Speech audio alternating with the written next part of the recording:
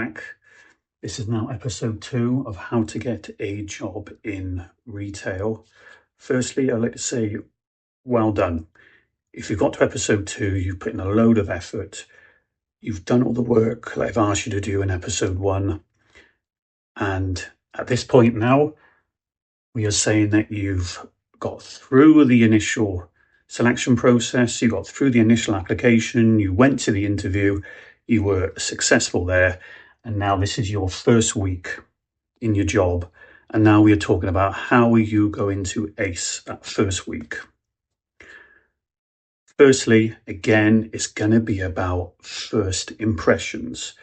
So you've arrived on your first day. Again, you need to be looking the part. You need to be looking smart. You ain't necessarily going to have the staff uniform, but you can still go in there. You can still go in there looking smart, wearing something decent. If you've done your homework, then you would have gone in there sometime before.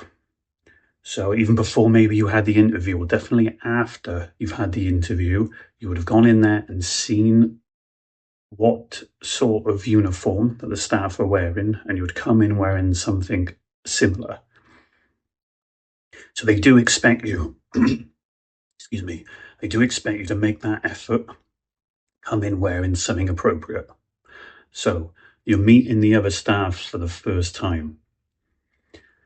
Most people are going to be nervous. It is a stressful, nervous situation for the majority of people going in there, trying to become friendly with people you don't know.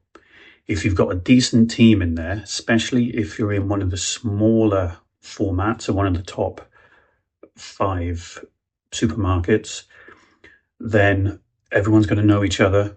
It will be quite close-knit. But as long as they can see that you're friendly, you're there to work, you've got that I can do attitude, you're there to work, you're not there to mess around. Of course, be friendly, have some banter. But I've seen situations where I've worked with new starters, and you can tell from the moment that they're there, they think this is an easy job. They're not particularly bothered. Maybe they're a student, maybe they're there and they're just doing it to earn some money. But they're not interested in learning standards. They're not interested in learning what is actually required to do a decent job. Because if you've got a small knit team, like you'll find in the smaller formats, everyone relies on everyone else to put that effort in and to do their part. So if you've got someone new coming in, especially if you're that new starter and you're starting early in the morning or finishing when the store closes, there is that expectation that you are going to put the effort in because things have to be done. There are deadlines, especially if you're there closing the shop. Things have to be done by a certain time. Of course, they don't expect you to know everything from day one, and it will naturally take you some time to learn everything that needs to be done. But what they want to see,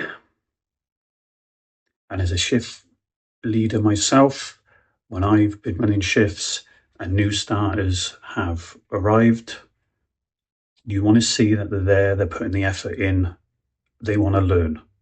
So do not be afraid to be asking questions. I like to have the sort of atmosphere that this, and the idea that there's no sort of daft question. Of course you're not going to know this stuff. If you come straight out of college or straight out of university, you're not going to know. You may have experienced a shop through a sort of, shopping experience where you go in and buy stuff. That is completely different to actually being there, working in the shop, knowing what you're doing. We said in the first episode, people have a stereotype of what it's like to work in a shop. You're just putting tins on a shelf. You will soon realise, if you have now got the job and you've been there for a few days or a couple of weeks, you realise there is a lot more to it than putting tins, cans on a shelf. So yeah, let the team see from day one, the moment you go in there, that you have the attitude that you are there to work and you are willing to learn, because that will go a long way with your new team. There is one thing you can do which will pay huge dividends for you down the road and help you ace your first week, month, and year in the shop, is to learn the layout of the store. Now, this is going to be a lot easier if you're in one of the smaller formats. That's going to be a lot easier for you to learn the layout than if it's a larger one. If you're in a larger shop, you need to put that extra effort in. Now, the way I would do it is that when I'm asked to do anything in the shop, especially if it comes to work in stock, I would be looking and concentrating. Every time I'm on that shop floor, I want to learn. So every shift that you do, you want to learn where one more section is for a start. So a section would be where you've got all the large pop, for example, or soft drinks, depending on what term you're used to, what part of the world you're in. So you want to learn where all the large pop is in that shop, and then you want to learn what items are sold, and you want to get to a point then where you're comfortable enough. If a customer comes up to you and asks, "Excuse me, sir, where is your Coca-Cola?" and other brands are available. "Excuse me, sir, where's your Coca-Cola?" Then you can tell them without even moving from your spot. But what is good practice is that you take them to where the item is. That's very important as well. But if for some reason you cannot, you're engaged with another customer, instead of asking that customer to wait, in this situation, you could actually tell them where the Coca-Cola is that they're looking for. I have now, having worked in the same store for 22 years at this point, I am so familiar where everything is. I am able to tell them what aisle it's in, what it's next to, and where on the shelf exactly it is located. That is, for want of a better term, pro-level knowledge, and that is where you want to aim.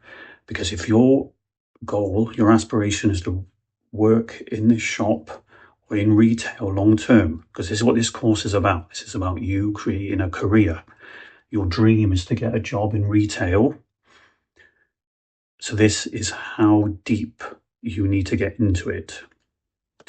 Okay, so you want to get to a point that you know where 99% of those items are. And sometimes, quite often, you have a situation where a customer will come in and you may be distracted with something else. And really, it's not good for the store if customers are asking colleagues where things are they don't know. It doesn't look good for you or the shop. So a nice tip, which I would give, is if someone came up to me and asked where something was, and I wasn't sure, for one, that we stocked it, or if I knew for a fact we do stock it, but for whatever reason I'm distracted, I can't remember where it is, I would say that I'm going to take them, or I'd say, "Follow me." I said, we'll have a look, or I'll say something along the lines of, "I can show you what we do stock. We may have something similar." So that way, that gives you time to think. And then when you arrive in the section, you know it is, then they are also looking, and they don't have in their mind, so you've sort of fixed their expectations. You don't have in their mind that the product may be that definitely there. You said you're telling them, "Well, I can show you what we do have in stock." So that will make the difference. If you're not looking to potentially embarrass yourself because you don't know where things are or what you do have, that's a nice phrase that you can use. "Well, I'm not sure we have that, but I can show you what we do have." And then when you get more and more comfortable with the knowledge, you'll come up with your own phrases, your own things that you're comfortable with saying. So learning the layout of the shop is very, very important. Also, after a couple of weeks, you do not want to keep asking your colleagues where things are, because It will make them think you have not been paying attention when you're in the shop, when you're working stock. It will come to a point where, frankly, it'll just be embarrassing if every time a customer asks you where things are, and you've been there for a few weeks now and you can't remember where the main basic things are in the shop, you'll feel embarrassed. The colleagues will start having, frankly, not much faith in you. The fact that you're not remembering where things are and you keep coming and asking them, it won't look good to them, and it also won't look good to your manager, because he'll be thinking, well, this person's not paying attention. You know, what are they doing when they're here? Are they daydreaming? When you're there to work, you're there to benefit the shop. Remember, you're there to add value to that shop and to the manager in a lot of ways, and to your fellow colleagues. And if you're in there with your head in the clouds, not bothering to remember where anything is, that is not going to look good. Okay. You've got 7 days now. How are you personally going to get the most out of your first week in the store? One way you can do that, part of the bigger picture, is to ask smart questions. Ask smart questions of yourself and of your colleagues. Now, of course, this is going to come down to what type of shop or store that you're in, the size of it, what they offer the customer, also what times you will be starting and what times you're going to be finishing. 9 times out of 10, you're going to have fixed shifts that you work every week.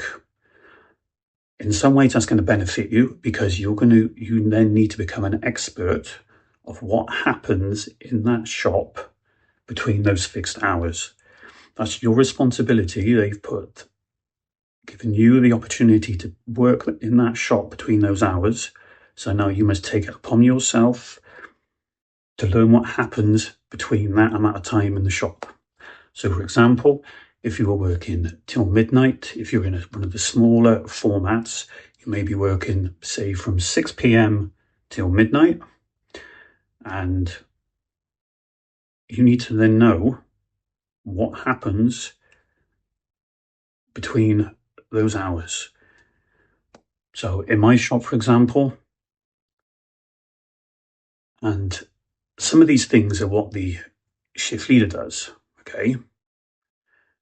But if you can also learn, even if you're not aspirational to become a shift leader, if you've come in as a customer assistant, if you get to the point where you can learn just the basics of what the routines are for the shift leader, and you can suggest to them about ideas of what can be done sort of in between their routines. So I'm going to go into some detail now.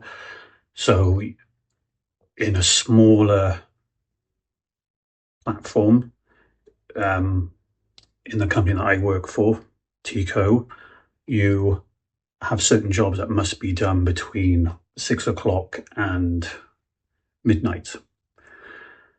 So they are the reductions. The coffee machine needs to be done. The reductions need to be done. You have the charity collection. Then you have the tills that need to be sorted. You have the lottery if you have a lottery installed. And then it's all of the sort of coming together, the closing down routines, the cleaning that needs to be done. Delivery needs to be worked. So there's a lot going on. Of course, you're not going to be familiar with that in your first week, but you can become more familiar. You can take the advantage of asking the smart questions during that first week. So if you're working with people, and if you're working with on set shifts, you'll be working with the same people 9 times out of 10 the week. You'll be working with the same people as everyone else is going to have fixed shifts. So become friendly with who you're working with. And don't forget, if you're working one of the smaller platforms, then you are going to be working with the same people, and those people are going to know everyone else. Take my example, is that I work in a very small village, and everyone knows everyone's business, and all the customers know a lot of the staff because either they're very friendly with them before they worked in the shop, or they're family members. So use that to your advantage. Become friendly with the staff so you'll feel more comfortable with then asking questions. So you want to ask questions like, when is it the busiest time of day? What is expected of me? Now, if you're not comfortable asking your colleagues, your other customer assistants, these questions, and you believe the manager is approachable enough, then go and ask him. He's not going to think that you're daft or these are the questions that should have been asked during an interview. It's not. He's going to appreciate you using your initiative, and you're going, and he's going to think that you are trying to perform as well as you can. What I would say to you is this. One of the main things which will benefit you the most, how you're going to ace your first week in the job, is to work as hard and as fast and as efficient as you can. Because what you will experience very soon, especially if this is your first week as a shift leader, because there will be situations where you have come in from college, from university, and you have potentially gone straight into shift leader role. Now you will spend some weeks learning the basic colleague stuff, but after that you're going to be having your shift leader training. So this is something to bear in mind. How are you, as your first couple of weeks, going to ace it? You're going to do that by putting in 100% effort. You're going to do that by asking smart questions as part of what you're going to do. And you will go in to work as hard and as fast as you can. Now, this becomes relevant when you are asked to do delivery. Let me tell you, if you come across and you perform well when it comes to working that delivery fast and efficiently, you will become someone that people will notice and they will talk about in a positive way. I see it every day in my store, and I've seen it over the years. You will make a very good impression. So please work as hard and as efficiently as you can in this first week, and it will pay off. Evolution has given us two eyes for a reason, because we perform better that way. And that is one of your strengths that you need to use, because on this first week, you need to watch and learn. You need to watch what your colleagues are doing, and you need to learn the way things are done. Now, you may be coming from a retail background. You may be coming from one of the other top 5 retail companies in the UK. So you may know things. Now, that is great, but you may not necessarily know how Tico do things compared to what company you're from.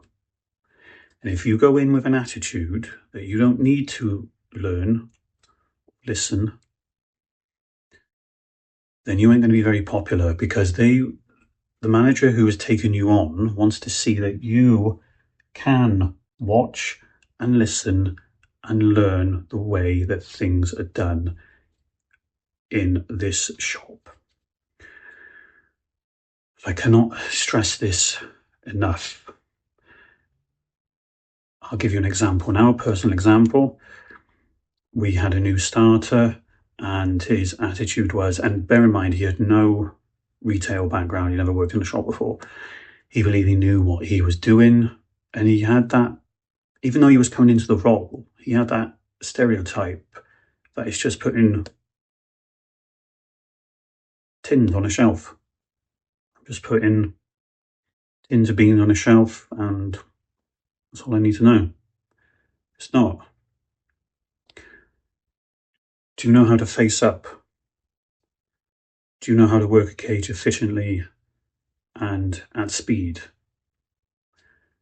Do you know the best way to serve customers? Do you know what to do when you have a rude customer? And we'll be covering that very soon. Different scenarios where you will, it's only a matter of time before you face rude customers. Now, if you're coming in from college or university and you've got no retail experience, this is vital. You need to be watching and listening of how things are done. Because your shift leader, if you've come in as a customer assistant, your shift leader is going to be trying to teach you and coach you. And I've done this myself with new starters. We want to teach you and coach you of how things are done because that will make our jobs a lot easier. Of course, you're new. There is a lot of patience there for you to learn what you need to learn. But after being shown a few times, if you are still not grasping through stubbornness or sometimes even ignorance, that patience is not going to last very long. So you need to show that you are willing to perhaps forget. If you're coming from another company, you are perhaps going to have to forget how you used to do things. Do not stubbornly keep that knowledge and think you can apply it to the new place where you are, because you're not going to be able to. You're not going to be physically able to do that, and it's not going to be appreciated by your colleagues or your shift leader or your manager. So please bear this in mind.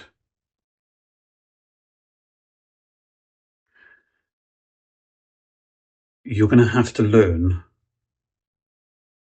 to multitask as well. A lot of things, especially if you are in one of the smaller formats. Multitasking is key because you're going to be faced with situations where you have to work a delivery as fast and as efficiently as you can. You will also be called to the till. You'll have to quickly learn the knowledge of how the till works and also deal with customers all at the same time. And if you've not put the effort in and had that solid mindset, don't forget about the mindset we spoke about in episode 1. You need to have that mindset now that I am going to perform as well as I can. I'm going to put 110% in. I am determined to get as much out of this first week as I can. That is the mindset that we need. And I assure you, you do that, your first week will be very, very good. Okay, so you're new. This is your first week. Perhaps you've only been there a couple of days, but you need to try and own your role. Whatever you're doing, be it customer assistant or shift leader, you need to behave in such a way that you belong there. Now, we're not talking about being overly confident, about being cocky, about acting in a way as if you know everything. You don't need to learn. You don't need to watch and listen. But do have that mindset, like we've mentioned before, that you do belong there. You may have come straight out of college or university. You may have come from another retail company. But your manager saw, your new manager who interviewed you, saw something in you, and you need to believe that he was right. He chose you from, no doubt, several people to have this job, and that would be a reason for that. You made a very good impression, so you need to Act in such a way where you own your role. You take responsibility for what you do. And we're talking about putting in 100% effort. We're having that strong mindset of that this is your career now. So it's important how you behave, what you do in the shop when you're there and outside the shop is very important. You don't want to end up doing something very silly to spoil your reputation, because your reputation is going to be very important if your goal, your aspiration is to build a career within retail. Because people do talk, that is the reality of the situation. And if you've gone into one of the smaller formats, they will talk. Everyone talks about everyone else. So if you make a mistake, for example, and try and hide it, or don't take responsibility, that will get round that small shop within days. So you want to go in there with integrity, take it on that responsibility. You want to be a man or a woman of your word. Two good examples of this is, one, if you make a mistake on the till, for example, if you give the customer too much change or too little change, both are as bad as the other, and you realise that as soon as the customer walks off, now if you're brand new, you may not have the confidence to call after that customer or approach them and explain what has happened and ask them to come back to the till. If you can't do that, you need to immediately tell your shift leader or manager.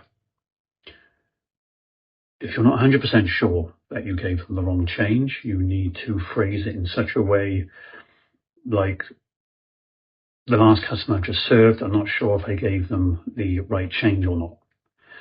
Now the shift leader or the manager will be able to go onto the back office and check straight away. Only take them a few minutes to check the balance of the till, and they'll be able to tell what has happened if you have given them too much or too little change or the right change, and they will come and tell you or call you in the office.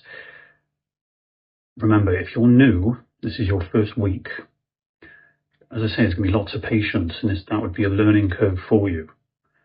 So I very much doubt you're going to have a situation where they're going to be yelling at you and all this. That ain't going to happen. They're going to expect new starters to make mistakes. And in reality, that's quite a common one, especially if you're not familiar with the till, or you're not familiar with dealing with money. And if you're still feeling that pressure of having to serve numerous people, you may not be the most confident person. So yes, own up to mistakes, take responsibility from the very beginning. People won't think less of you. In fact, they will, over time, they will consider you someone who can be trustworthy, someone who tells the truth. And that is someone they want to work with, and that is someone the manager will end up trusting. If you're saying a truth which makes you potentially look bad, I think in most people's eyes you would think more of that person than if someone didn't say. Because when it comes to things like the till, that will come back. There is no hiding, because you've got admin people who are checking the tills on a daily or weekly basis. So it will come up on a report. It will say that at this time, and everything is recorded. You've got CCTV recording you all the time, especially in the till area. And the till reports back to the system, so they'll be able to tell who was on the till, what the transaction was. They'll even be able to bring up the receipt of the transaction. So they will know it was you. They know we're getting away from it. So inform your shift leader, manager as soon as possible. Don't have them coming to you investigating. If it's something that you've done and you have no idea, then that's different.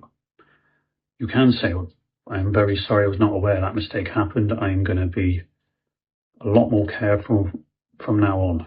That is what they're going to want to hear. Another example of owning your role and taking responsibility is you need to keep your word no matter what. This is essentially important when it comes to the shifts that you work. So let's say, for example, that you have agreed to work an overtime shift next week.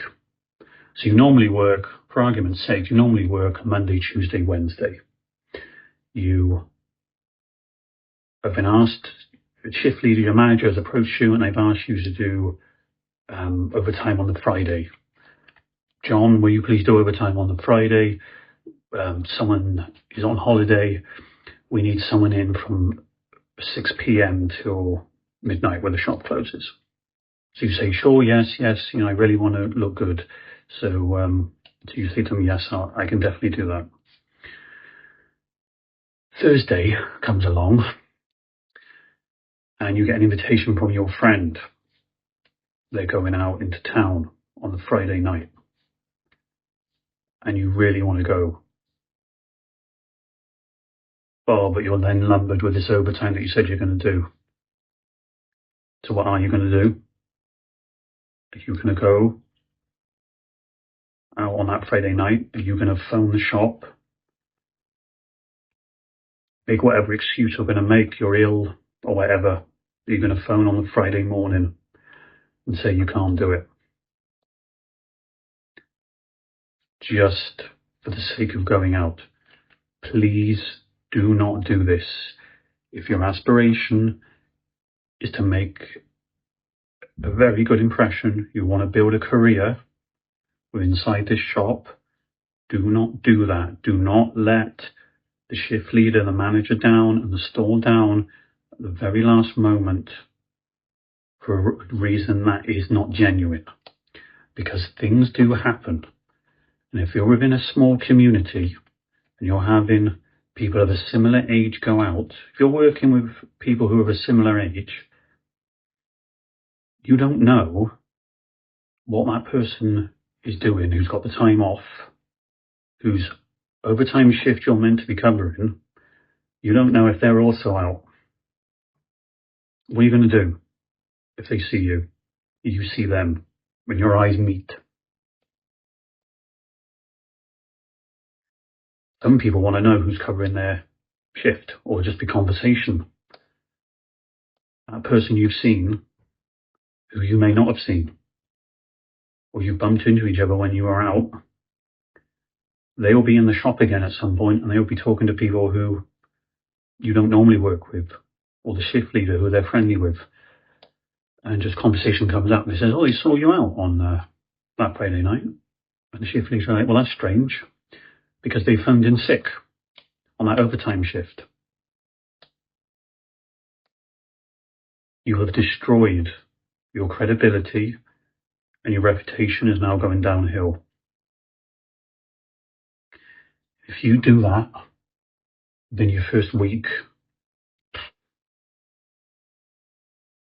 please take on that responsibility. Everyone else you're working with may not care. But you've chosen, you wanted a job in retail. You put that effort in, you went through the application process. Do not ruin your career and reputation, because it will get round. And that manager will not appreciate it, and you will 9 times out of 10 be approached, even if it's in such a subtle way, making it known that you were seen out when you were meant to be ill. And what do you think is going to happen then? Because there will be times when you will have to go to your manager and ask for a favour. I have an appointment, actually a hospital appointment and all that. They have to let you go to. But things come up. Situations where it's a real life situation. Someone I was working with, a young lady, quite young, in early 20s. She was offered a space on holiday to go with friends. So her friend would go with their parents on holiday. So she had to go to a manager then and say, look, I know this is very short notice, but is it possible I can change my holidays around or book these days off? I'm after a favour. Be it consciously or subconsciously, your manager is going to think, well, has this person done us any favours? Have they come in and done an emergency overtime? Have they stayed on? Because people become sick all of a sudden, have to go home. And if you are working, if you're one of the people who was doing, saying 5 till 11 p.m. and the shop closes at midnight, and the person who works till midnight has to go home sick, you know, the first person they're going to be looking at to stay on for that hour so the shop doesn't close, or another shift leader doesn't have to come in, will be you. Please, June. Please, Amy.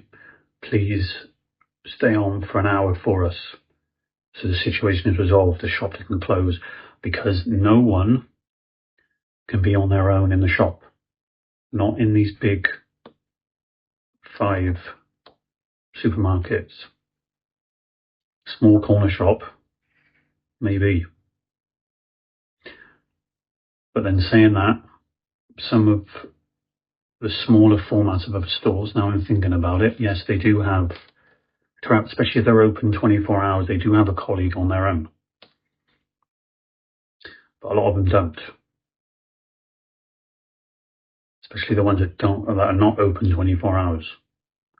So please, own your role, take responsibility, do not do anything daft to jeopardize your career, because this is what this series is about. It's not just about getting the job. This isn't for people who want a job over a short period. It will work for that, but this is for people who really want to build that career and don't start it off with a bad reputation. Because what do you think happens? These site managers talk to other site managers. And if there's an issue with people, and I've heard it a couple of weeks ago, talking about someone, another customer assistant from another shop, who has developed a particular reputation. Do you think that manager wants that person while they're managing that shop? It may only be for a year or 2. Do you think they want them coming to their store if something came up and that person had to move stores, and the one that this manager is in who's heard about this guy is suitable for that person? Do you think they're going to want them to come over? No. Please bear that in mind. What else can you do then to help to make your first week a brilliant start for you, the rest of your career? One important thing to do is to build relationships. As you can see, one of my famous drawings here, which will become a theme during this course, is this is a man here. He's building this structure. It represents relationships. He's building relationships. Who's he building relationships with? He's building relationships with his fellow customer assistants, building it with his team. He's building it with people that he's working with all the time. What's also important is to build a relationship with your manager. If you're in a smaller format, there's likely to be just a handful of customer assistants, and you're going to have perhaps 2, 3 or 4 shift leaders, and then at the top there you'll have the site manager. In a bigger format, you're going to have obviously a lot more staff running different sections, but at the top again you're going to have that store manager. Start building relationships with these people. They need to become your friends. If you can do that, if you're that sort of person who builds relationships easily, use that skill and become very friendly with colleagues on the same level as you and on every step up. Now, if you're in one of the smaller formats, that may be easier generally, because if you're in a bigger one, sometimes you'll rarely see the the same person for days, or perhaps a week at a time, if you're working in different sections at different times. But if you're working in one of the smaller formats, and that is where I have most of my experience, is that you're working with the same people at the same time on your fixed shifts, unless you go in on an overtime, on a day and a time you don't normally work, then you will see different people. What will work to your advantage, this will be outside and inside work, is to build relationships, particularly with your shift leader and your store manager, because that will pay out a lot of dividends over time on a professional and personal basis. Particularly on the professional side. Just picture the situation. You're very friendly with the shift leaders that are in there.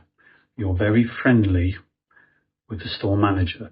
Now, when I say that, we're talking about on a semi-personal and professional basis. So you're not going in there and talking to them like you would your friend Mike, who, and you just talk like you normally do outside work. You may swear as a regular thing when you speak or whatever. We're not talking that. We're just talking, being as friendly as you can and get on as well as you can with your shift leaders and your manager, because things will come up, situations will come up, you will need favors, they will need favors. Do favors for people. Go out of your way and do stuff that other people will not. If you are entering a store and you notice, you hear from people, because people will talk all the time, especially about the negative stuff that's going in the shop. There's a situation where people do not do overtime. Perhaps the shop is full of younger people. They want to be out. They don't want to be working a weekend. Use that to your advantage. Be the person who is willing to do the overtime. Go to your shift leader, store manager, if the opportunity is there, and ask them, is there any overtime available? Is there anything else I can do? Even go as broad as asking, is there anything I can do to help the shop? If you've got some connection which you think is relevant in your personal life, which you think will help the shop, then do that. Voice that. Talk about it.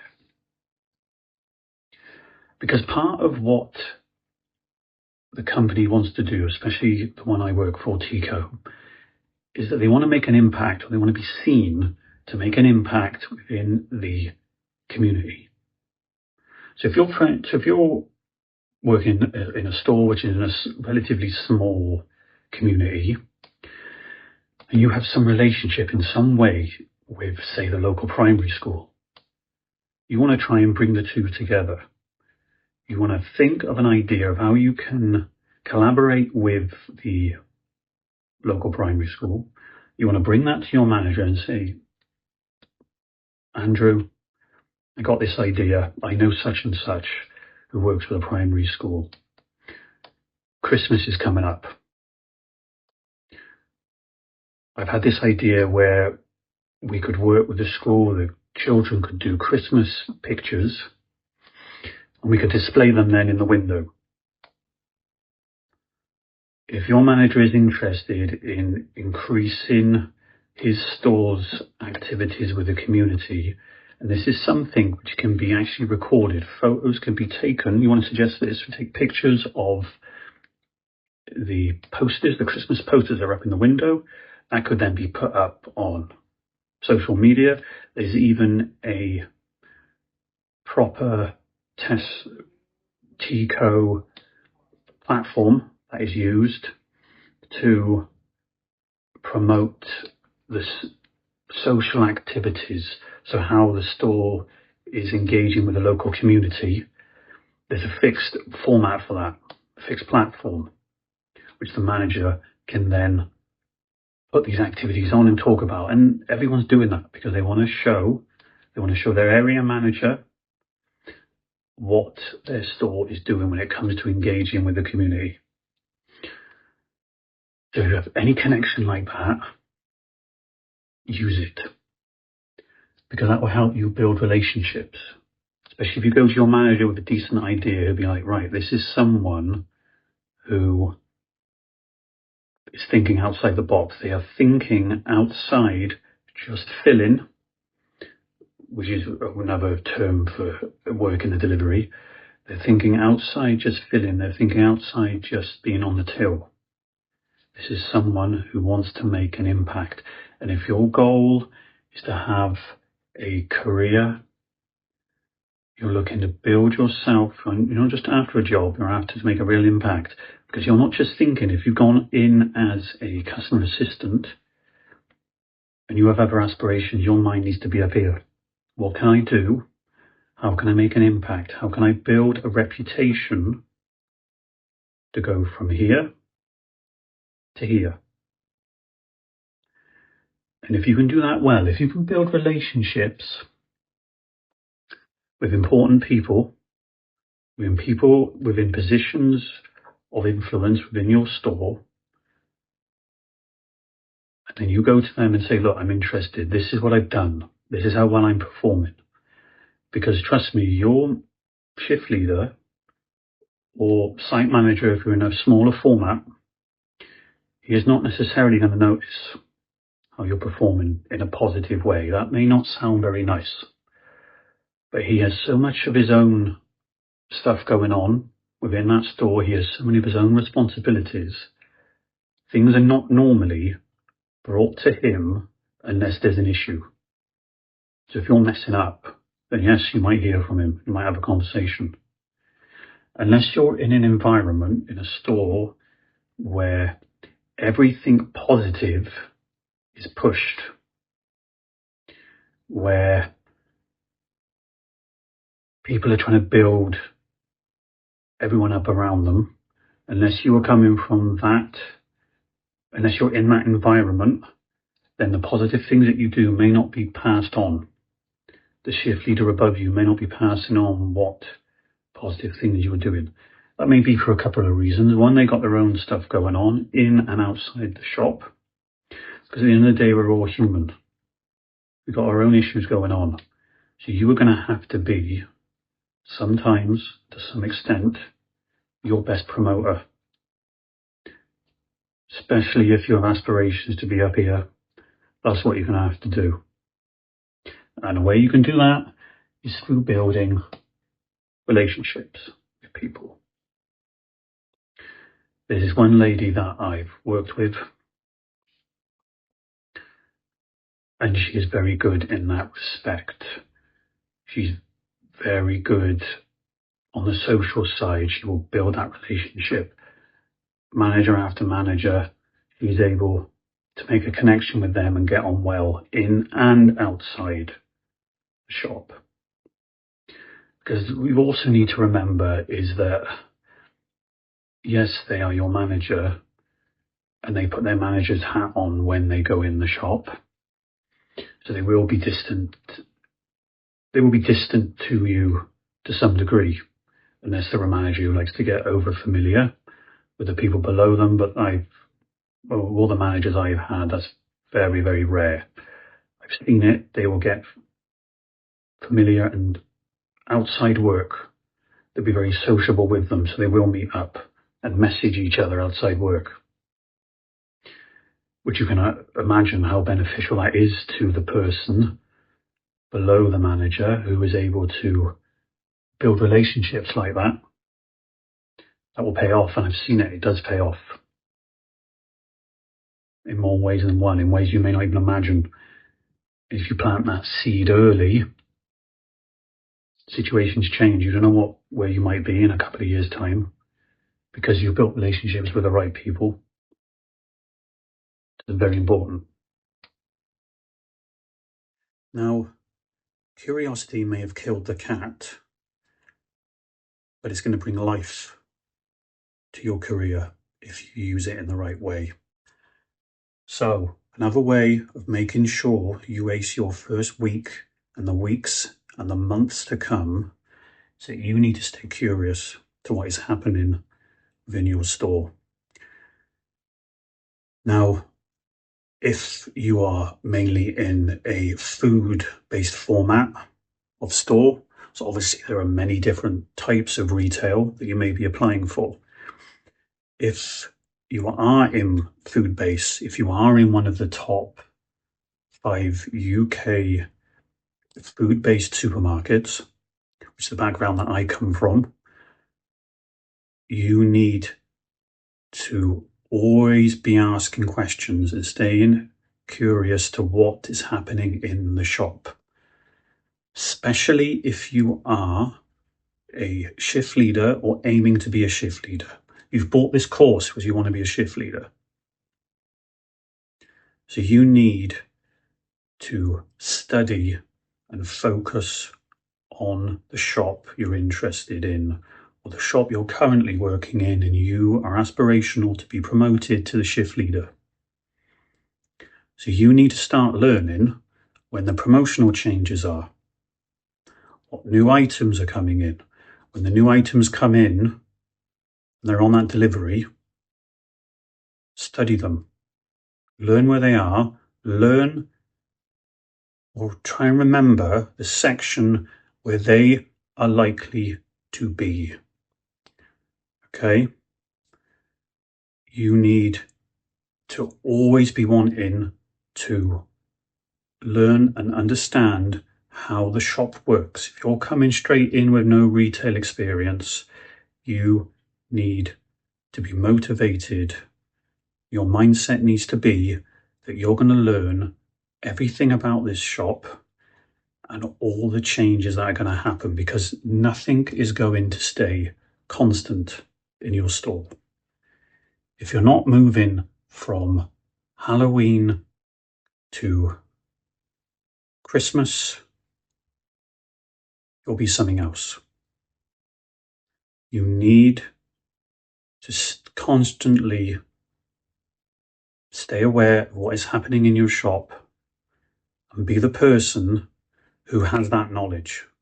Because if someone comes up to you, manager or a shift leader, and they say about promotional change, and you've already you've found a means to find out what the promotional change is going to be, and you've got that knowledge, and you may already have seen the promo printout, which if you're in the business, you'll know what I'm talking about. You've already somehow come across that, and you've learned what's going to be there. That is going to be very impressive. So become familiar with how to change a promotional end.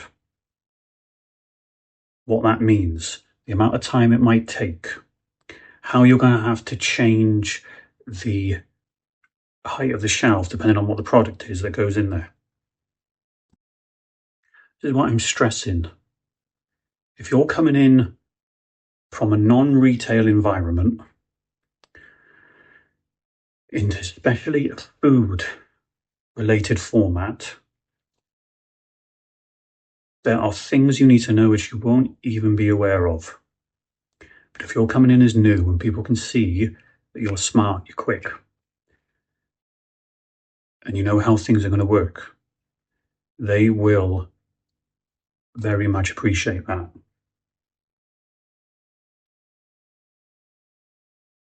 If you are coming into a non-food based format, a clothing store, for example, you're coming to a well-known established clothing store company. We're not talking about a private shop.